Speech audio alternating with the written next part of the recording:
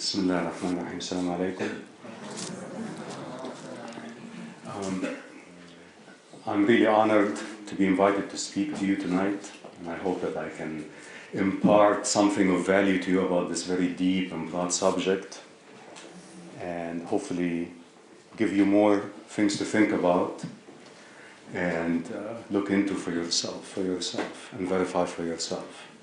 I'm not going to talk, I'm going to leave enough time for questions about history and whatever other questions you might have in your mind. I want to devote the time that I'm going to speak to give you the Sufi perspective about love in Islam, how we see the human being and how is the human being developed in the Sufi tariqas. Okay? And from there we can have a discussion later, inshallah.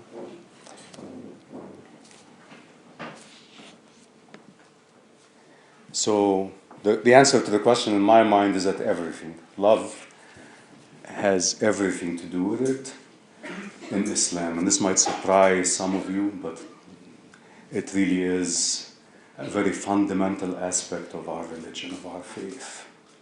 And there's something that is overriding and very prevalent in Quranic understanding and in the character and role and mission of the Prophet, which all of us are familiar with, and that is Rahma. We all recognize that and intuitively resonate with that, with this Rahma. Right? And it is translated as infinite compassion, but it's much more than that. Its meanings are much deeper than that. But when in the Quran it says, وَرَحْمَتِ وَسِعَتْ كُلَّ شَيْءٍ, my Rahma encompasses everything, that encapsulates the whole concept of love in Islam. Because Rahma really is unconditional love. Because Allah's Rahma is not selective. It's just like the rain. It falls on the barren earth as well as the fertile earth. Right? And this Rahma is the cause of everything. The Bismillah ar-Rahman ar-Rahim is the beginning of everything. And it's the cause of everything. And when we talk about fitrah and the innate religion or innate deen, we're talking about this intrinsic knowing at the core of our being, of each one of us, of this relationship of unconditional love with Allah. And we know this relationship in the depth of our consciousness. It's imprinted on our hearts before we come into being, as stated in Surah Al-A'raf, when we are asked by our Rabb, am I not your Lord? Alastu bi Rabbikum? And all of us answered yes before we come into this world. We all answered yes. We all know this deep inside of us. And that defines the relationship between the human being and his creator, his or her creator. And that is the foundation of love in Islam, is knowing this, that we carry this within us. And it is what motivates us and drives us to seek truth and to know our faith and to practice our faith and to seek nearness to Allah. And our life journey is to return. The idea of tawbah, returning, coming back to the source, to conscious knowing of our Rabb. I'm going to use Rabb. I'm going to just use that because it's rich with meaning instead of Lord or Sustainer or any English word, because there's no English translation that really captures this meaning of what Rabb really is. Okay? But this is the prophetic path. When Prophet Muhammad, peace be upon him, received the message of the Quran in his heart, he was following a long line of prophets from Adam to his time, who were all given this knowledge, this understanding, this awakening about this relationship between the human being and the Creator. Okay. And this is the way of Abraham. When it talks about the way of Abraham, it's that if you look at the story of Abraham as told in the Quran, what does Abraham do? He goes and seeks who his Rabb is. Right? And he thinks, oh, it's the star, it's the moon, it's the sun. But he's seeking, he's trying to find out the truth of what's inside of him. And eventually he understands what his Rabb really is. And this is the Millah of Ibrahim that we are all following. And this is, the original religion that the Prophet came to revive into the world, was that. And so all of us who are interested in following in the footsteps of Muhammad, this is our path, is to know this relationship with our Rabb, is to seek and find who our Rabb really is. And the reason for it is that this is the way to realize our humanness, what it means to be a human being, to become Adam, to realize the khilafah, what God saw that even the angels could not see, the wisdom of why a human being should be the representative of God on this earth. Somebody who has the capacity for great evil and great bloodshed, but also has the capacity for great love and great good. And both of them are interdependent. You can't have one without the other. Okay. And this idea of Rahma, when it talks about the Prophet and saying, وَمَا أَرْسَلْنَاكَ إِلَّا رَحْمَةً لِلْعَالَمِينَ, this is addressing the Prophet, but it's also addressing each one of us. This is our role. Khilafah is that. In our understanding, Khilafah means this. To represent God in this world, on earth, is to be a pole of Rahma in this world.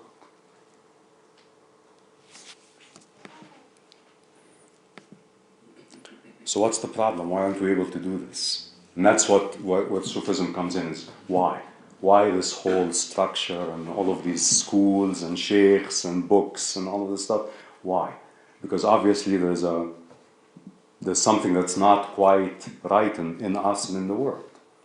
There's maybe not enough expression within us, within humanity, of this Rahma. And the problem is our ego. The ego is a structure. It's a structure that gets built up in each one of us, that's basically made up of our survival emotions, right? The memories that we have, most of them from very early on in our existence, of pain and pleasure that we carry with us and act out without even knowing.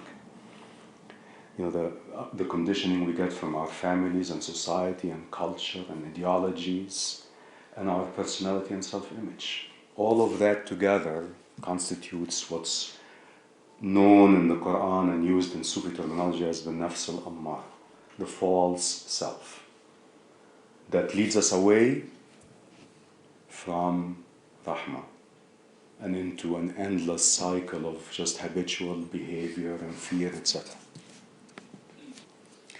And it leads us to forgetfulness, ghafla. The Quran repeatedly says that about people who are not in a state of faith, that they are in ghafla. They really are unaware of what's inside of them. They're unaware of the meaning of their Rabb.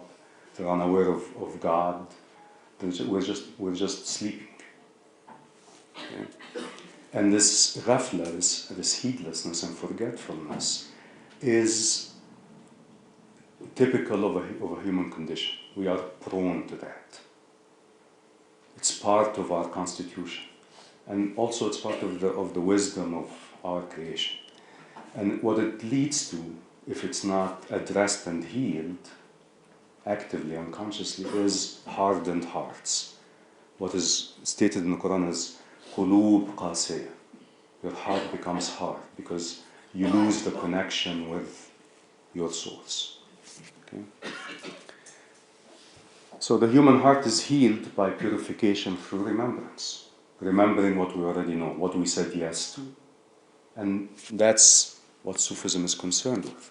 Sufism, in a nutshell, is the prophetic science of the purification of the heart. It is carrying the message of the Prophet and Prophet Muhammad and all the prophets before him about how do we do this? How do we become complete human beings? What does it take? What's required of us? And its purpose is the integration of the human being to our full potential. Integration in the meaning of Tawheed, of becoming one. Integrating our scattered being, our scattered self into one. And so that we can manifest Rahma in this world. And that's our purpose. That's why we are created.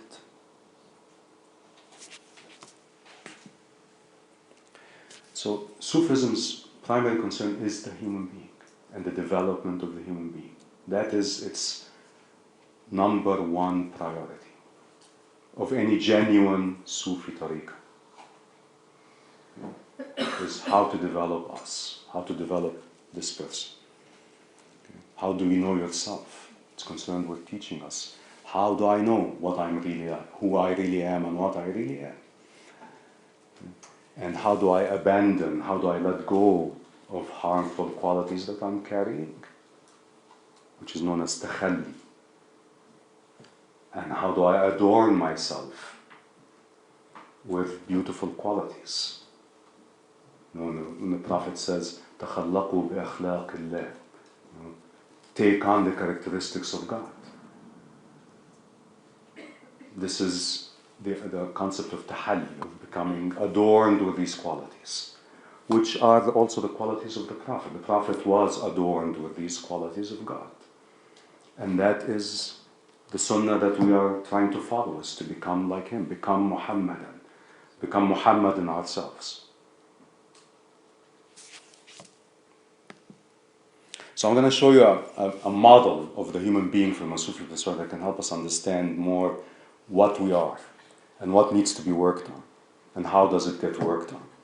Okay? So I want you to imagine a sphere, okay? Just a ball. But this ball is so huge, it contains the entire universe. Okay? And that is us. Okay? And at the center of that sphere is the ruh, the spirit. Okay? And the space, the volume inside that sphere is our heart, is the qalb. Okay? And it's vast, vast, vast, vast, almost infinite.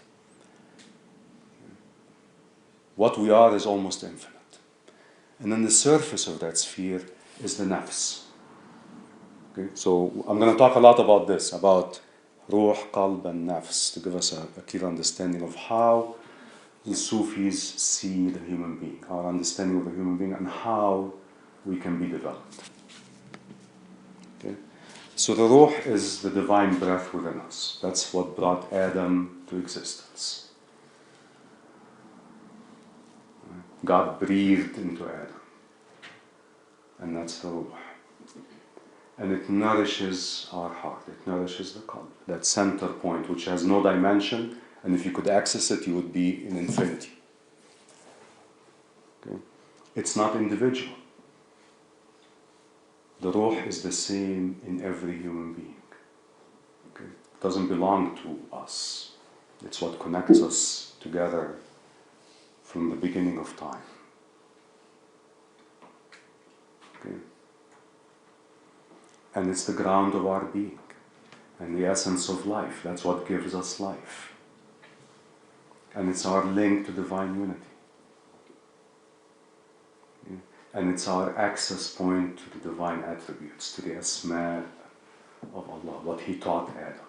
All of the attributes of God are, the connection to it is through there.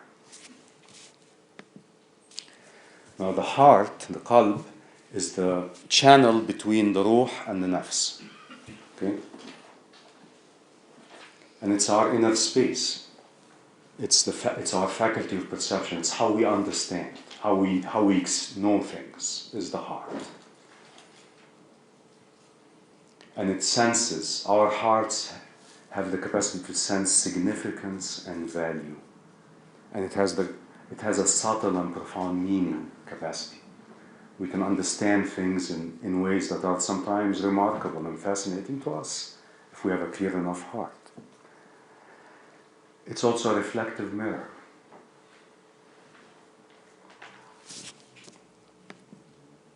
Now, the nafs is the surface area of the sphere, this gigantic sphere, and it's how we face the world, how we experience our existence. And it's the sum total of our human experience at any time, is the nafs. Okay? And it's energetic, it's driven by desires, it's dominated by our material senses, by our eyesight, our touch, our feel, etc., our five senses. It's devoted to our survival. And these are all good things. They're not bad in themselves, but they become distorted in us. That's what we need to be able to exist, is all of these things. It's occupied with self-interest. And it's constantly remembering pleasure and pain and seeking to get one and avoid the other. And constantly comparing what I like and don't like, and trying to go to what I like and leave what I don't like. Okay? And that's what causes distortion and turmoil in the human being, if it's not treated. That's what makes us forget. So in the state of fitra, in our innate nature, if we are healthy, if we are integrated and complete human beings, this is what it will be like. That's how it will be like. The ruh will be the active pole.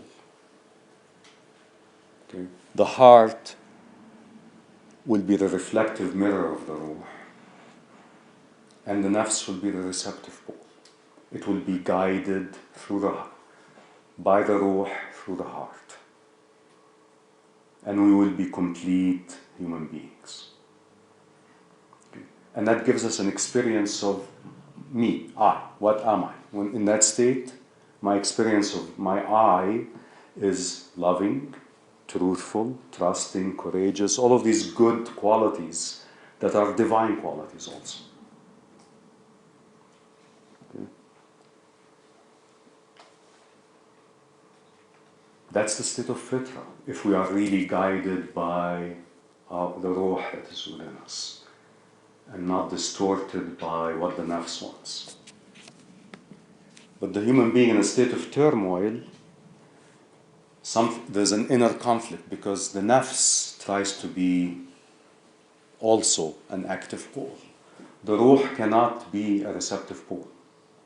The spirit is always active. And so what happens is that the nafs tries to compete with the spirit. And you have an internal conflict in the heart. Okay? And my experience of I when I'm in that state, depending on how deeply I'm in turmoil, will be a sense of self-importance. Everything centers around me, everything is because of me and happens to me. Aggressiveness and defensiveness and selfishness and all of the qualities that cause us to have problems in our lives. So the Sufi education system, the Sufi tariqah, is about this, is how to transform the sense of I from the one that's in turmoil and trouble of the hardened heart to the one that brings us to maturity, to bring us to human completion. And it focuses the energy of the nafs. Nafs has incredible energy. All of us are gifted with lots of energy. It takes it and tries to direct it toward aspiration to purify our hearts. Instead of running after all the things we want and running away from all the things we don't want, try to focus us on our inner life. Okay? And it purifies the heart to reflect the guidance and inspiration of spirit. So that's what a Sufi tariqah is about. That's what it tries to bring to the human being who follows it.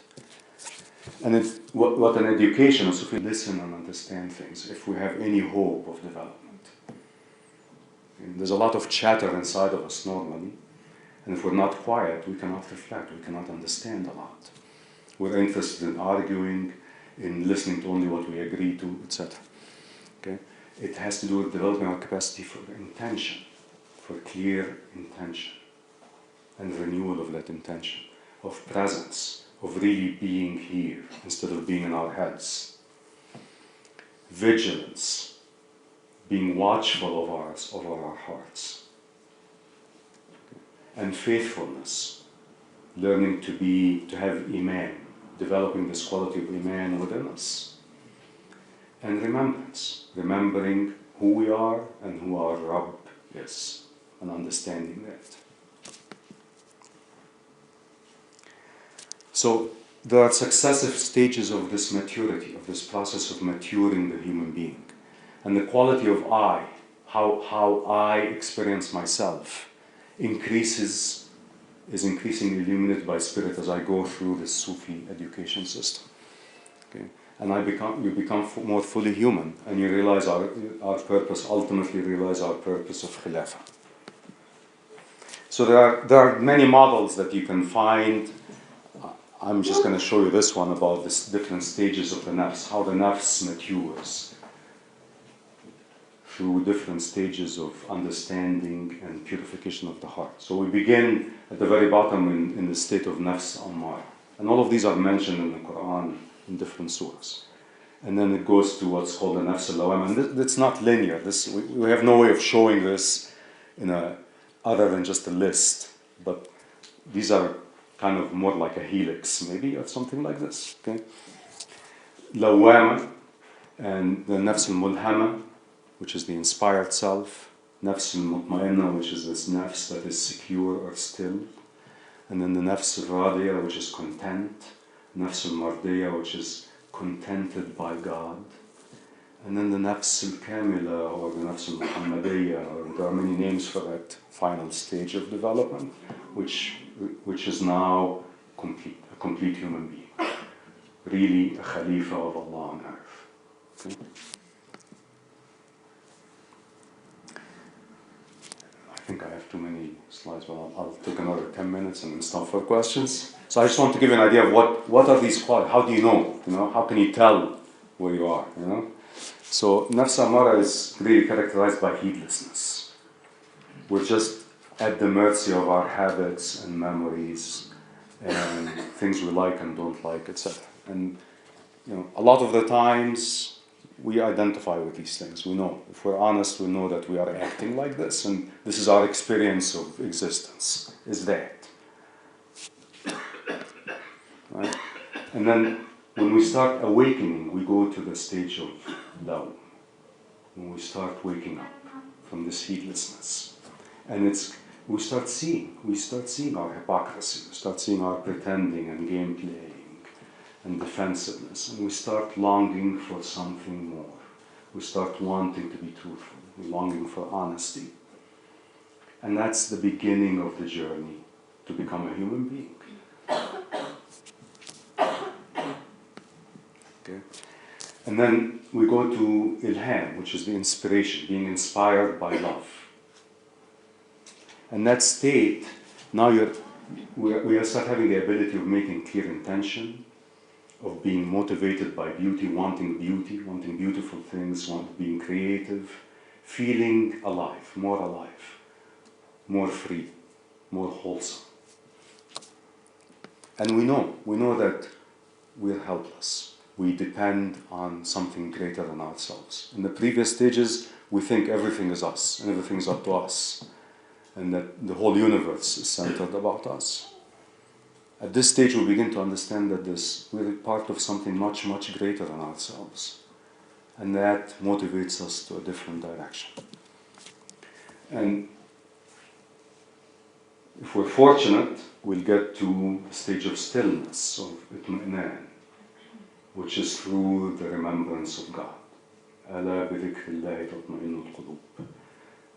So itmi'nan has many different meanings. The meaning that I think is appropriate for our discussion is stillness, being quiet, being secure. You're no longer in doubt about yourself. You start feeling more truthful, that you really are worthy, that you really are loved. And then there's all, the things really change. Your experience of your I-ness is very different from the previous stages. And you feel more confidence in God's mercy, you're more secure, you're not questioning as much, you're more in a state of trust and faith. And then when you go to the next stage of Rida, this is the stage of being inwardly content, where your relationship with your Rabb is no longer a bargaining position. You're not saying, please God, I'll do anything, but just don't take away my health. Please God, I'll do anything but my kids. Whatever it is, or the things we do, the things that all of us tend to do. We tend to bargain with God. In Rida, that stops. You let that go. It leaves you. You start accepting whatever is, and you find joy in whatever is.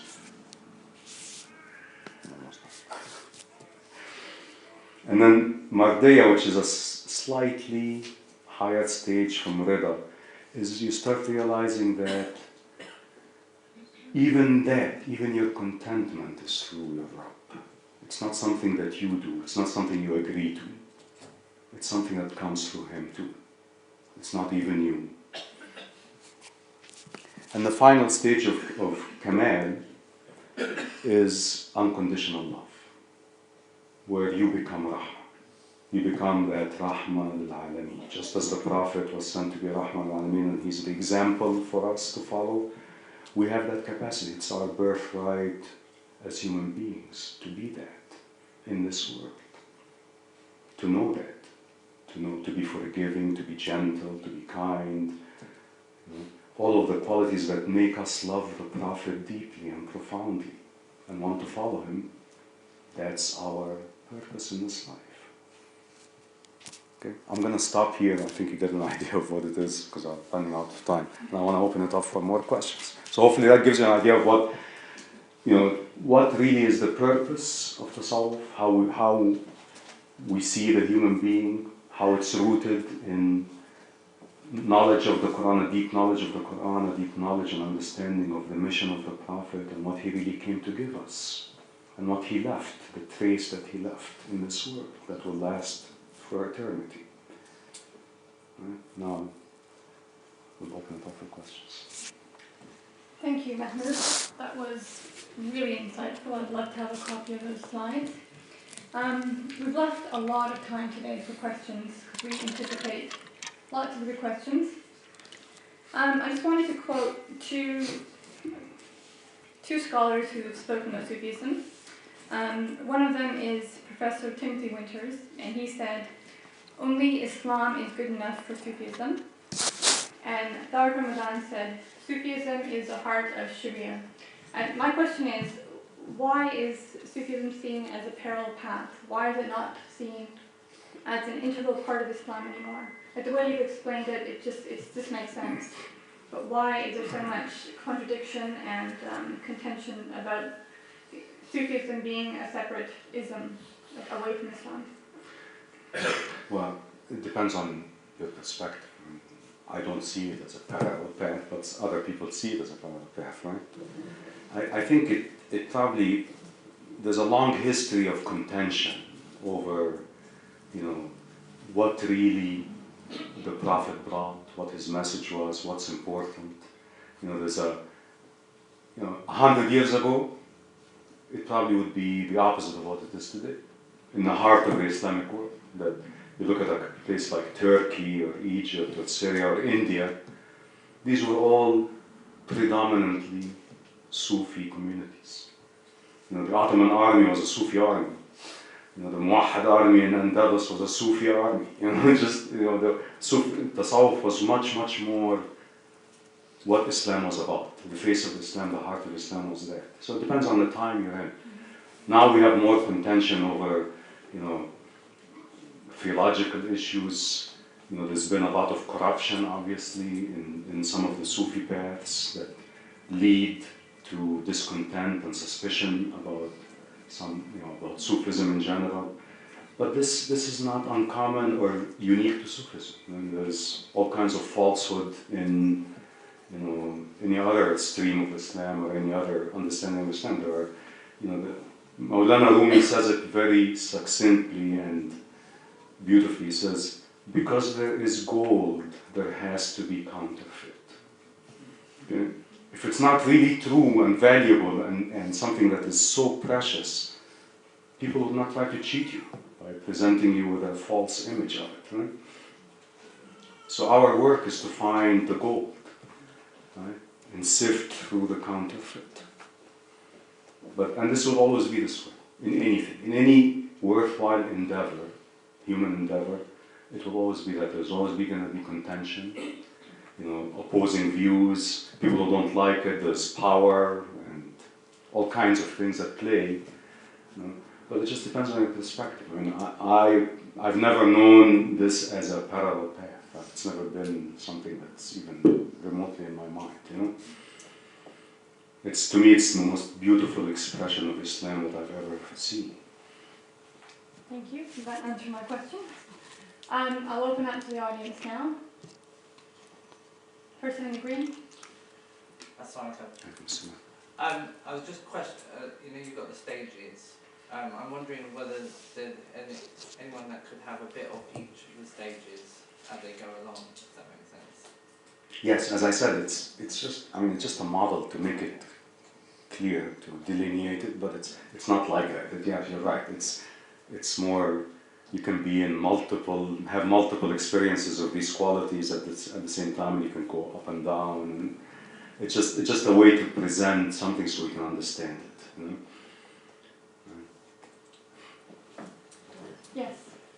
I would like to know, because you presented the spiritual path, but in Sufism there are many, because you can say this is the path, how do I get along this path? And you can focus on the practice that will help you go along the path. But on top of this, in Sufism, in certain brand of Sufism, there is a very deep philosophical architecture built around it.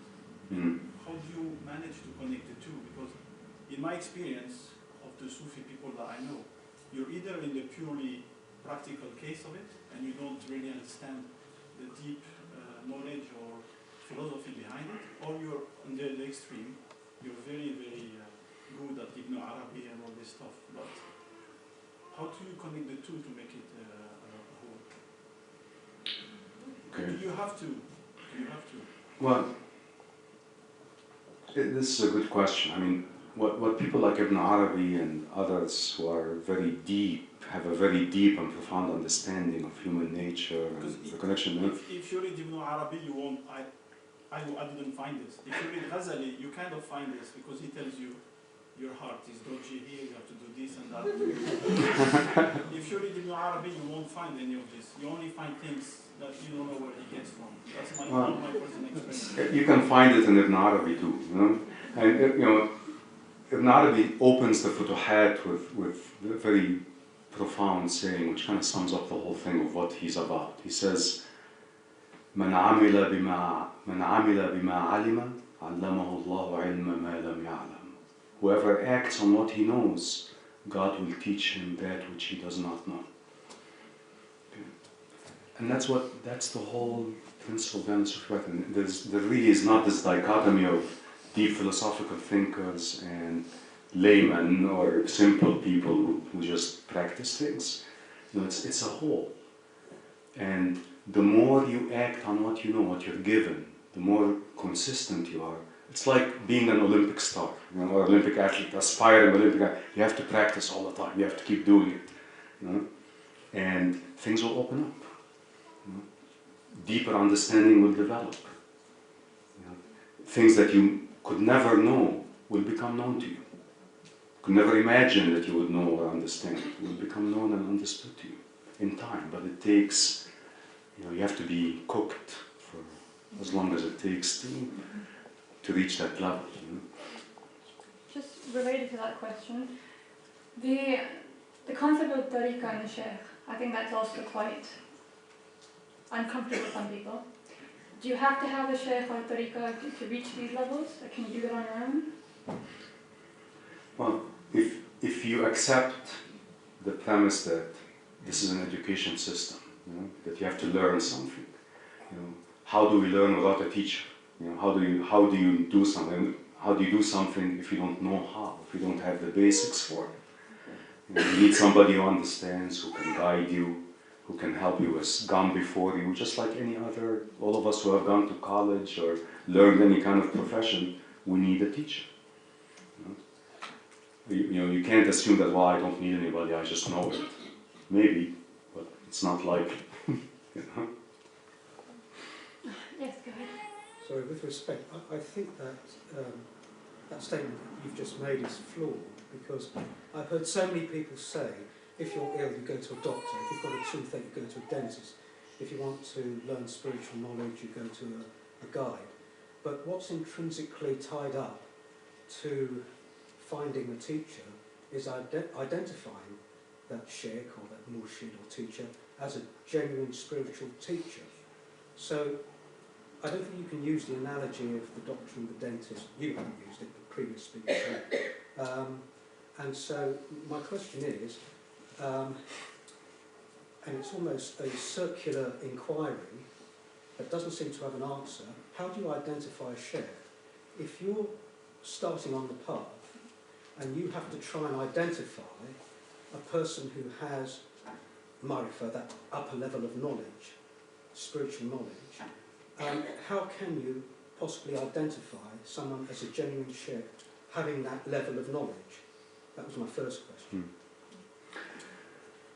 Right, well, and you're right, and there are many people who will tell you they know something and they may not know it. Yeah? And there's, as I said, because there's gold, there has to be counterfeit.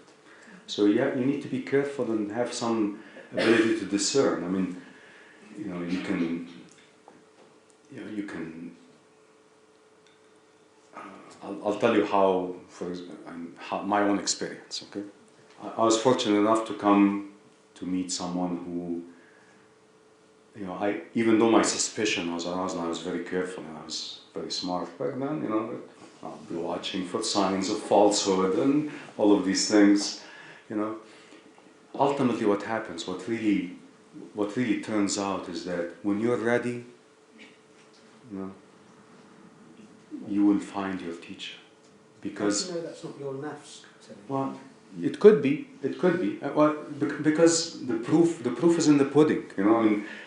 After a while, you just take account of yourself. Are you becoming a more loving human being? Are you becoming more honest, more truthful yourself? Or are you just, hero worshipping someone? Being the plaything of somebody? Or are you just getting more and more inflated?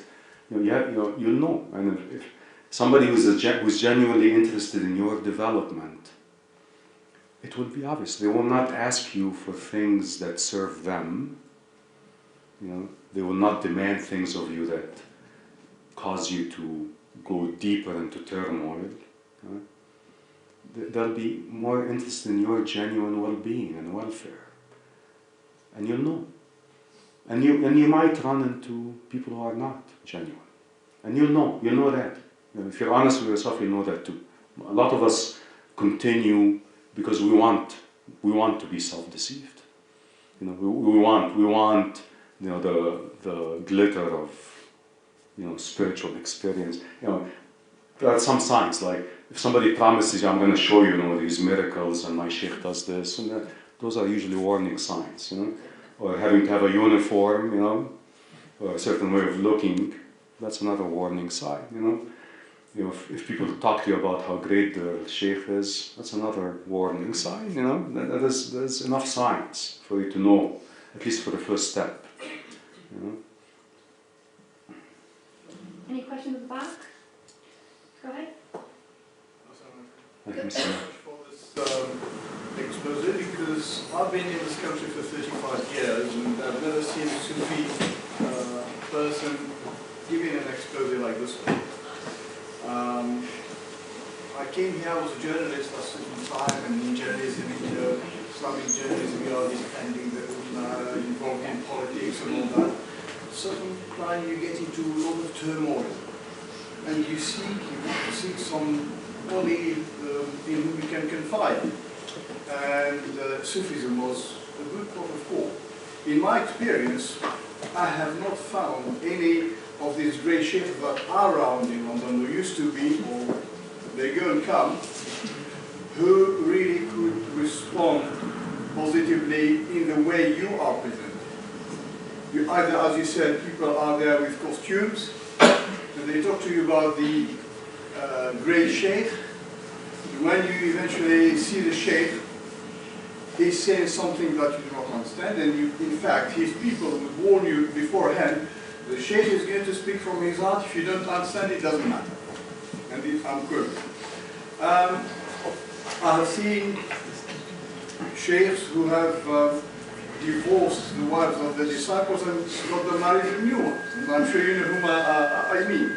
I've seen sheikhs back in my country, North Africa, where the sheikh calls back somebody who is about to finish his PhD in telecommunications in America. He comes back, he goes back, he doesn't. Where does education start, and where is the limit with conditioning to a particular sheikh? Thank you. That's a very good question. So,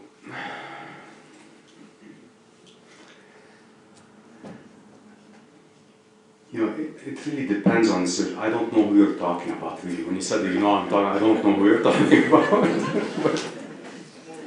but I've heard some stories like that, too. It's not new to me.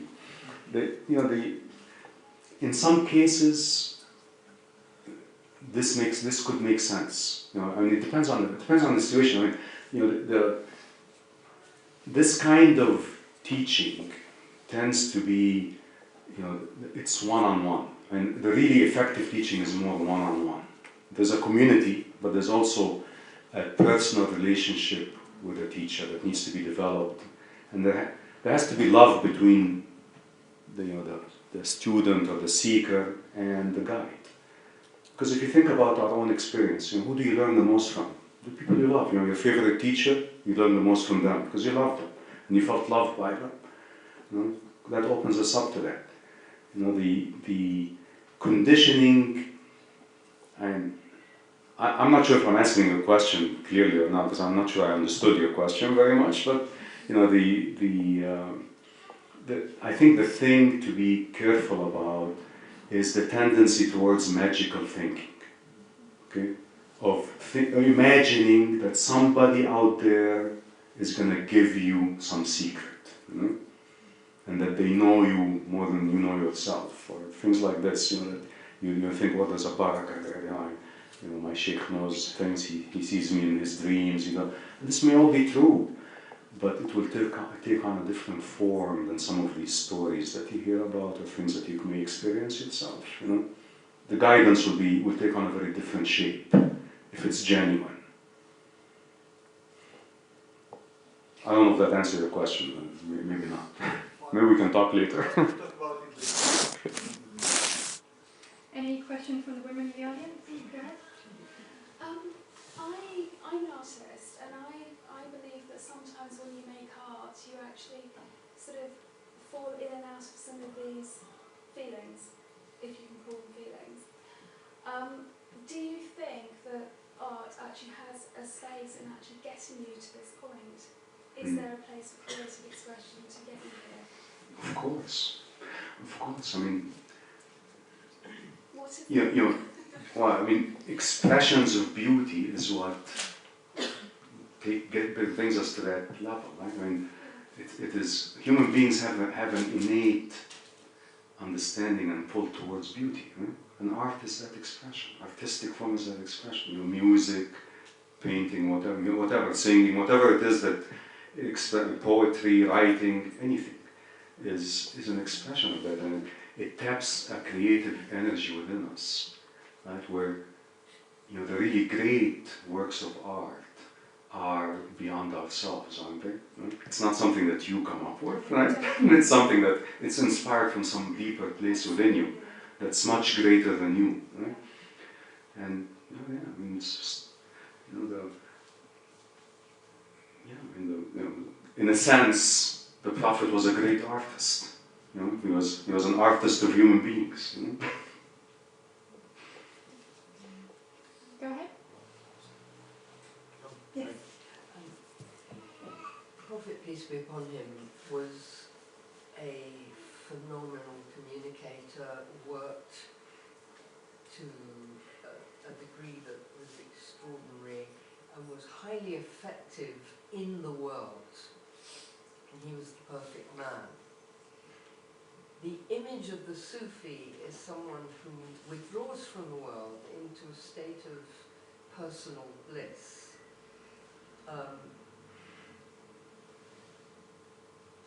Do you feel that that simply reflects stage 1 or 2 on the journey, and that the completed Sufi wants to re-engage or to engage in life in the world in a different way, which is nevertheless respectful of all of the faults of people who are heedless? Thank you for that question. There is no denying that the Prophet turned away from the world, right? Because in order to become a true servant, you must transcend that stage of finding how to be in the world but not of it. And that's his quality, right? And that's the quality of every true servant, is to be in the world but not of it. Because then you're not self-serving, or the risk of self-serving goes way down, right? And that's what part of the development of the human being is. To become a true abd, to become Abdullah, is to be in the world but not of it. You're not consumed by it. You're not doing it for yourself, for some gain that you want to get or some loss you want to avoid. And then that's the stage of his completion. And that's what we aspire to. But you must turn away from the world, from worldliness, because anything else is self-deception. Yes. Hmm? Yes. But there are a lot of, I think it's based on prejudice, but there are a lot of examples of great Sufis who were in the world, of the world. Like in Nigeria, Imam Ali, he was the lead of the resistance against the French. In the early days of Islam, the Bishr, Hafi, and all these people, they participated in jihad and they made it their duty. So it's not because they were Sufis that they didn't participate in profane activities. Yeah, that's not what I said. I said you have to be in the world but not of it. Right? So Amir Abdul Qadir, was he worldly? Was he doing it for his own fame? I was trying to bring water to you. Let's give you an example. Oh. Thank you. Oh, sorry. I didn't understand. I thought you were asking. Go ahead. So you also spoke about the scientific aspect of Sufism, and my question is, so there is institutions like Al-Azhar and other Islamic institutions, so is Sufism somehow respected as a science within Islam? I was born in Egypt, and I spent some part of my life in Egypt, and I know,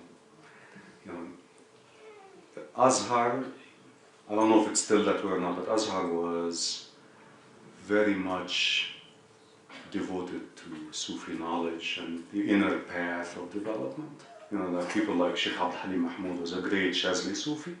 And for a long time that was like one of the big, large containers of the knowledge of Tassawuf and the inner teachings of the Prophet was in institutions like this.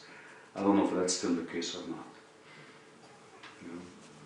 They just don't publicize it. It's not something that it's not publicized here now because times have changed. In the West, there's some there's some wisdom and purpose behind it. That makes it more of a public image here. Yeah, but was it ever taught as a curriculum at an Islamic university? Yes. Go ahead. Thank you for your talk. It was good to learn more about Sufism. I'm a Sikh, obviously, and I'm here today to learn more about it, because within the Sikh scriptures we have teachings. Why is it obvious? I didn't know that. I didn't know that. Maybe for some others. Within the Sikh scriptures, there are writings by Baba Farid, who was a Sufi, from now present Pakistan, from Punjab. My understanding with Sufism has been, especially in the Indian subcontinent, that there were regional forms of Sufism which emerged over time. and that the Sufism which emerged within the subcontinent was imbued or influenced to a certain extent by the Bhakti tradition, which is the Hindu tradition of spirituality as well. Are you aware of those developments, and were there regional developments of Sufism over time? No, I'm not that familiar with this particular area that you're talking about, so I can't really comment on it. But I'm sure there's some connections and back and forth, you know. But the point, I think a lot of the Orientalists of this country and Europe in the 19th century, they basically tried to say nothing has been invented by Muslims. So the Prophet ﷺ, he just mixed up Judaism and Christianity, invented Islam. And then when they said Sufism, they didn't invent it, they just took it from the Indians. So there is this scholarship that existed in this country. Yes.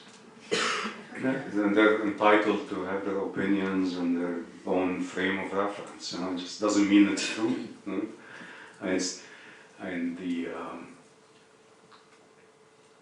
And what I know about the progression of Islam into the subcontinent is it came primarily through two people, Ali Hujwiri and Mu'in Shishti, were the biggest influence of the Sufi tradition in the subcontinent. And you know, they did not come from India, they came from somewhere else, so the influence couldn't have been from, you know, traditional Hindi, or it couldn't have been from there, I don't think. You know?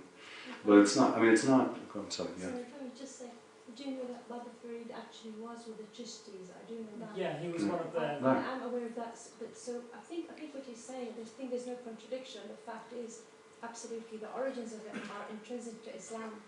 Origins of what we're speaking about, Tassawuf, are intrinsic to Islam, and might have taken on a flavor, you know, in India, of, you know, a particular cultural flavor, but intrinsically they are right at the core teachings of Islam. No, I don't dispute that at all. It's more about the way that the Bhakti tradition came about at the same time as the Sufi tradition, Sure, and how they coincided within the 14th and 15th, or 14th to 16th centuries within the Indian subcontinent, and how that then emerged into a kind of flourishing, multicultural, multi-faith state where people understood each other and understood what they were referring to. So, listening to words such as Rab, which means God within Punjab generally, and is used as a generic term for God rather than saying Allah, Khuda, or Waheguru, Ram, etc.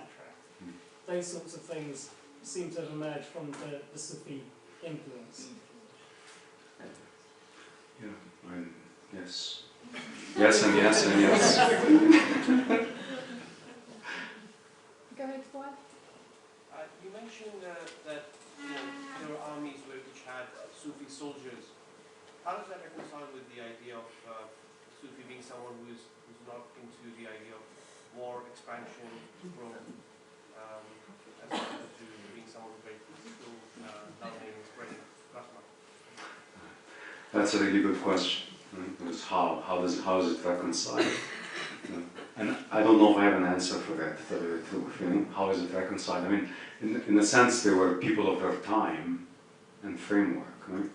And there's no conflict between, you know, this path of trying to develop as a full human being and, you know, having the need to defend yourself or defend your home or defend your country. You know, that these are all they're not contradictions. You know, it's not pacifism. Sufism is not pacifism. You know, and it's not the turning away from the world completely and becoming a hermit. You know, right?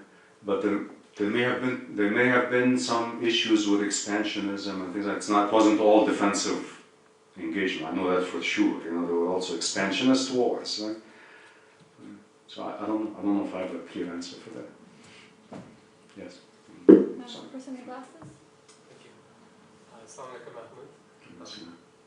Firstly, thank you for this talk. I think a very helpful introduction to Sufism for some of us maybe who are new to it. My question was that I wonder if maybe you could share something about, for people living somewhere like London, so inner city Londoners, if they're involved in a Sufi school, what might that look like? What might the experience be of a student who has found a sheikh, but living in this inner city London environment? How would that training occur? I wonder if you could share something. Okay. Well, this is kind of a, I have to disclose something. As I said, Ed and I are together in the Sufi path. You know? So he's asking a question of me. So I have to say that. And I didn't put him up to it either. So I'll give you an example of the Mevlevi circle that exists here in London. There is a Mevlevi tariqa path here. And what it is that you will get certain practices from your teacher. There's a community that gets together on a regular basis and engages in readings and discussions and practices to try to, develop a higher energy, a higher quality of energy that can give us more receptivity, more opening, more understanding among each other. Because when people come together for that purpose, it has more effect than just being by yourself. You need both. You need solitude, and you also need being in a community. And that's, the Sufi path is not a monastic path. It's a path of being, as we said before, in the world, but not of the world. So you would have these practices like on a weekly basis. You're not going to get asked to leave your job or leave your family or any of that stuff. You'll just be asked to become a better person or help to become a better person or whatever it is you do. And you might find that the answer is to go change your direction, go in a different direction. Maybe the work you're doing is not really, consistent or helping you with your development, and you would have the courage and insight to change it. Or maybe your personal situation is not very healthy, and the more you engage in this work, you will have the insight and courage to change directions and not be stuck where you are. So you can't tell, and you can't, this is what I know, in a genuine Sufi school, there are no signs of being a Sufi or not a Sufi. You're doing whatever work you do, you have your family or whatever lifestyle you have, but you're doing it from a deeper level, deeper understanding. Your priorities are not what they used to be. Your understanding is not what it used to be. The reason you do things is not the same anymore. Person in the back. Thank you very much for the presentation. I find it very intriguing that this whole room is packed out for a talk on Sufism, which is really interesting for me. And I think, and I've observed that a lot of people, and I don't mean to offend anybody, a lot of people almost want, it's almost Sufism as an idea is almost become fashionable. Rumi is the most quoted poet on Facebook. And sort of there's a lot of people who, and maybe even myself, who sort of want to have this little, almost pantheistic, rosy cozy, peace and love, card that I pull out on a Thursday night, pull out my beads, and that's it. And they don't want to engage with the real issues of the British Muslim community. They don't want to engage with the real deep personal, spiritual rifts they have in their lives, or the issues in their families, or in their workplaces, etc., etc. I remember on a book I read, it said Sufism at the time of the Prophet ﷺ was a reality without a name, and today it's more of a name without a reality. Can you see it becoming a reality again, and how would that look on a sort of communal level? And what does that mean for the individual? Thank you, Bilal. And that statement was said 1,000 years ago. not just recently. So it's been an issue for a long, long time. Right? I think the answer, my personal opinion, is yes. It is. I think there's a revival of genuine path of Tassawuf, especially in the West, because there are certain things in existence here in the environment we're in that makes it a very fertile container for this to come to life again. But as I said before, the primary concern of the Sufi path is human development, developing you. And all communities are made up of a collection of human beings. And the real, you look at how the Prophet developed his community, it was that way. He developed each person to their capacity. And they became one of the greatest communities that ever existed. And that's really what the Sufi path has the potential for, is to make us the best we can be, and then we can be in true service, we can have the courage to stand up for justice, we can have the courage to stand up for equality, we can break away from the binds that we're in, whether they're social or cultural or religious binds, and stand for truth and stand for what is good in this world and bring goodness into this world. I think I'm optimistic that it's going to happen, and the chances of it happening in the West is probably higher than it happening in the East. Go ahead. Thank you so much for a really beautiful talk. I'd be really interested to know about the role of women in Sufism. I understand you translated a book, so I'm curious, especially what you've just said about if there's going to be a revival, it'll be in the West. So I'm just really curious about the role of women. What was it like historically? Because I have heard it wasn't good. And what about now? What about women in Sufis now? Yeah, I think my honest answer is you're right. The history of women has been deplorable for a long time. Right? And but it's not always like this, and there's always, you can find a segment which is not like that, and it depends really. There are Sufi tariqas that are very rigid in the role of women and what women can and cannot do, and segregation and things like that, and there are ways that are much more fluid and open. So it really depends on what the particular tariqa focuses on. So I think that for any viable and long-lasting presence of Islam in general in societies like ours here, the role of women has to change, fundamentally change. It has to be a lot more open, a lot more respectful of women. I mean, we claim that we respect, but I don't think we do. There's a lot of really, just unexplainable and indefensible behavior and attitudes towards women. So I didn't translate the book Women, so I helped with the translation of it. Okay, the translator really was, the writer was Kabir Helminski, I can't claim credit for that.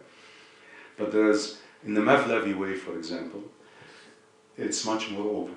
So for example, we never ask anybody what their religion is.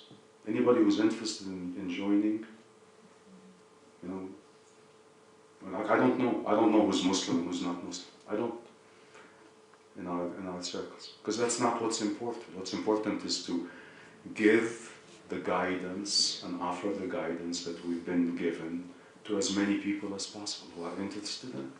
And they choose. And our belief is that if you're a Christian, the Sufi path will make you a better Christian. If you're a Jew, it will make you a better Jew. If you're a Sikh, it will make you a better Sikh. Because you will find the truth that is in your faith. Because this is God's judgment, His creation. This is His will. That the truth is in every religion. It's not in one particular religion. Right? And you can find it. And that's the message, the true message of the Prophet when he says the religion of truth to make it evident, not to make it dominate other religions, but to make it evident in every other religion, is that. You know? I was, one of our gatherings, I was sitting next to a Catholic nun who joined us, used to join us for years. And one time I met her, she was sitting next to me and she was writing all these notes, I'm just writing, and I was trying to look and see what she's writing, and I couldn't see, you know? But she was taking all these notes, and at the end she stood up to say something. She said, "This is the only place I can come." And the entire gathering was nothing but Quran, Prophet Muhammad said this, teachings that, nothing about Christianity, nothing, not a trace of it, you know, as far as I could remember, you know. And she stood up and she said, "This is the only place I can come and learn the truth about Jesus that helps me in my faith." And that's all we want. That's all we want for human beings, is that they find the truth within themselves. Not in a particular form, but the truth within themselves. Amazing. Way in the back.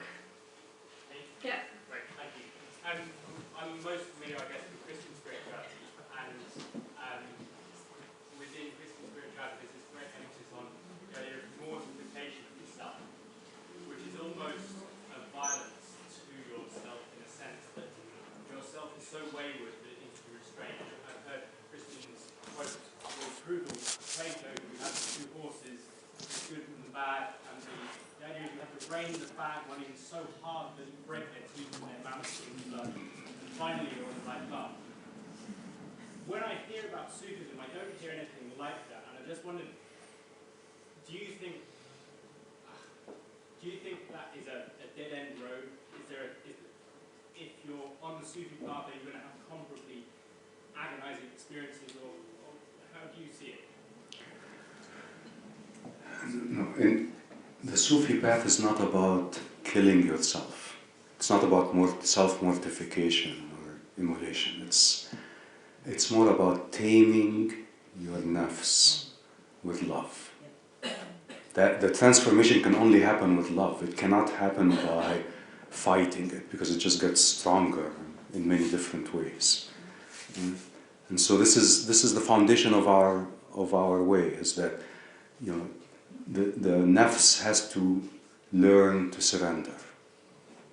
And the only way it can surrender is by knowing that it is loved. As long as it feels threatened, it will never work. So, you know,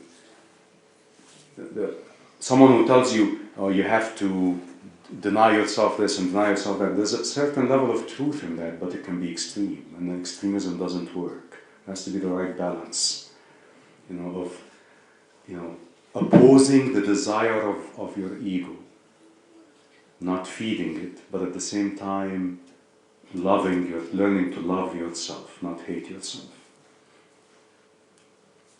Go ahead. Alaikum salam. Can you give us some concrete examples of the practices that someone might undergo when they join the Sufi school? Yes. So, I have a slide for that. You want to see it? But I don't know which one. I'll just stop. So the practices are the practices of our path are very basic and recognized. It's salat, you know, fasting, it's zikr, you know, doing, you know, spending time in contemplation or reflection. You know, it's all the basic, but the meaning of it takes on a very different dimension. So instead of being in the level of what I said before, a transactional relationship, I pray so I can get points, you know, so I can go to paradise, right, and avoid hell. The purpose of it becomes different. It becomes, you know, the purpose of it is love. And you're in an intimate conversation and dialogue with your ruh when you're in prayer. And you practice that. That becomes the center of your practice.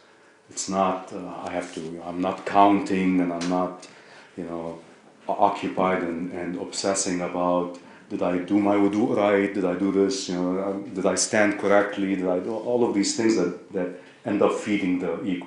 instead of really teaching us to surrender. So the practices are all the identifiable basic practices of the Islamic faith, but their meaning is very different, and the purpose of it is very different from what we tend to learn when we're growing up in a traditional Islamic culture.